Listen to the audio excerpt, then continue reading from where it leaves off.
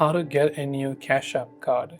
Now, whether you're talking about applying for the Cash App card for the first time or maybe applying for a replacement card, first of all, open up Cash App, then come to the card icon from the bottom of the menu. If you're applying for the first time, you can see it says me to get my free card. I'll find some of the features.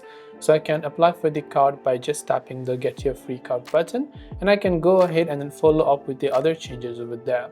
Now in your case, if you're talking about the replacement card, when you come over here, you'll find the option to go to the Cash Card support.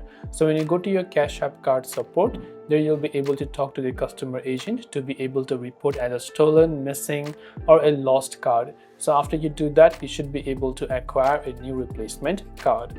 So I hope the video helped you out, and if you have got any further questions, do feel free to leave them down below. Thank you for watching till the very end of this tutorial, and as always, see you soon in our next video.